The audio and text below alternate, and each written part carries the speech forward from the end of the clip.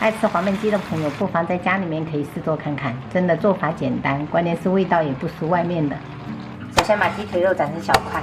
本来一开始是想要准备三黄鸡的，但是我们去市场看，结果那些鸡都偏瘦，感觉没什么肉，所以还是直接用鸡腿做，吃的肉比较多。因为等一下我们这个鸡腿不用焯水啊，直接加一点地瓜粉，先给它抓揉抓揉，吸附一下这些血水。抓了3分钟，像这样子发黏哈，我们就用清水给它淘洗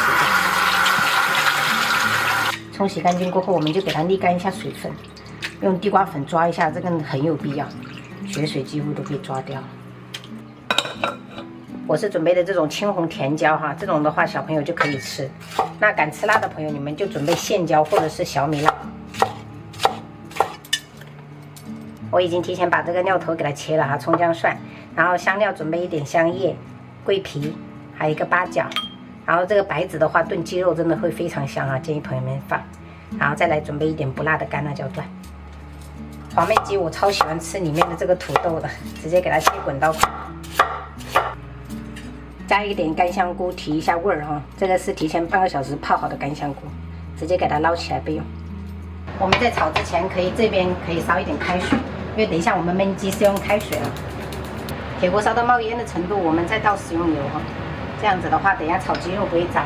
油温4成热的时候，我们再下入鸡肉哈，保持中火煎。先不着急哈，我们先把这个鸡肉的水分稍微给它冰一点啊，这样等一下吃起来鸡肉比较香。这个鸡肉的水分顶干过后，我们就把这个料头放上去，还有泡好的干香菇一起炒一炒。调味我们来1勺盐、猪茸鲜，然后酱油，少许老抽上色，再加入1勺半的这个黄豆酱。然后开大火翻炒均匀，炒出酱香味。炒好以后，我们就可以把这个烧好的开水给它加进来哈。因为我这个鸡腿肉比较少，所以我准备5、6颗的冰糖加进去，然后调成中火，先给它炖煮5分钟。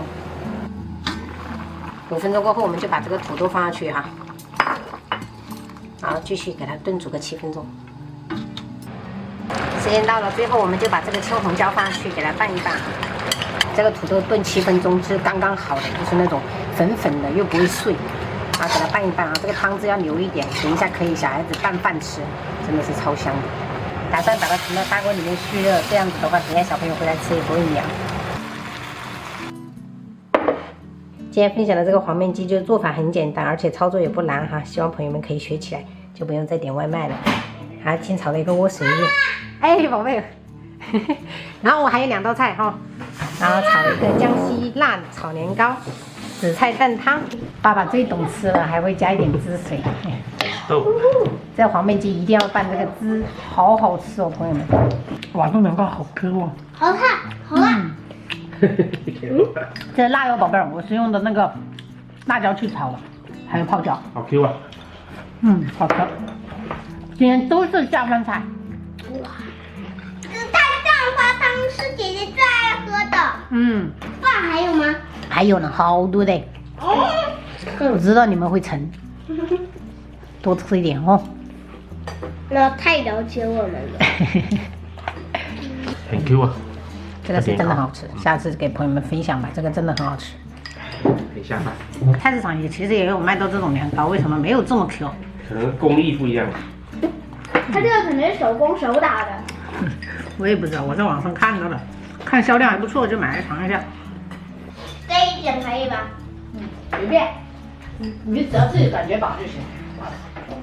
每个人食量都不一样。爸爸，我也跟你一样。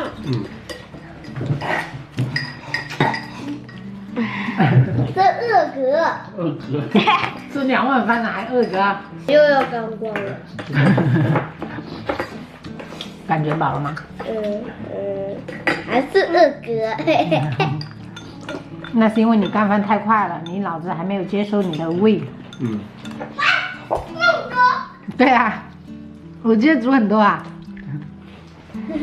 就知道你们每个人都吃2碗，然后肯定要做足准备啊。